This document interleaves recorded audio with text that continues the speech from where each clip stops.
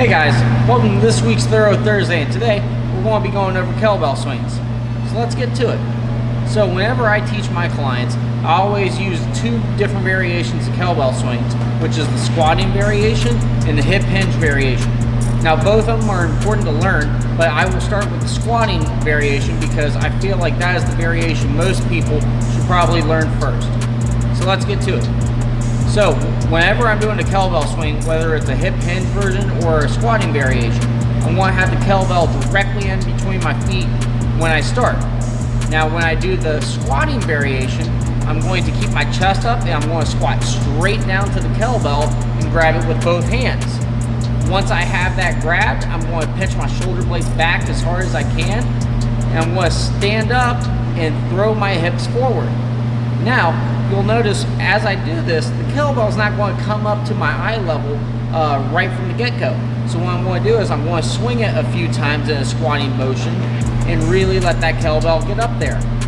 So, I have the kettlebell grabbed, my shoulders are back. I'm going to squat up using my hips and throw my hips as hard as I can. So, by throwing my hips into the kettlebell, that is what is forcing the kettlebell to come up in the swinging motion. Often, too many times, people try to use their arms.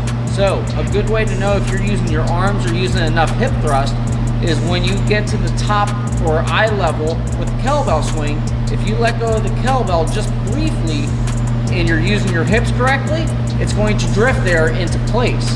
If you're using your arms, the kettlebell is going to drop immediately.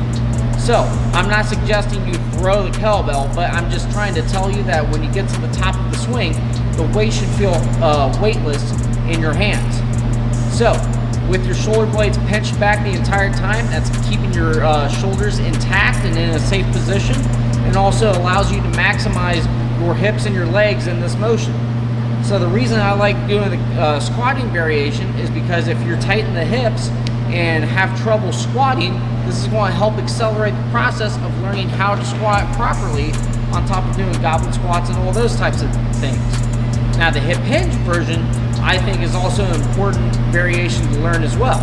So instead of squatting up, you're just going to bend at the hips and then push it out as hard as you can every time you swing. So you'll notice both positions, squatting and hip hinge, I'm trying to maintain a flat back, and I'm really trying to force the weight with my hips. The only difference is when I'm doing the squatting version, I'm trying to have some knee bend, where in the hip hinge version, I'm really trying to accelerate it with my glutes even more than I am with the squatting variation.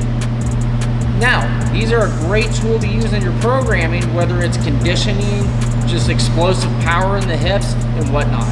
So, at my fire department that I trained through OSU Sports Med, we did a time test with a 35-pound kettlebell for time. So the reason we do this is it's less impactful on the joints, it works the aerobic capacity, which a lot of people associate with running, but it also does the muscular endurance component, which you do not get from running. So this kind of offers the best of both worlds.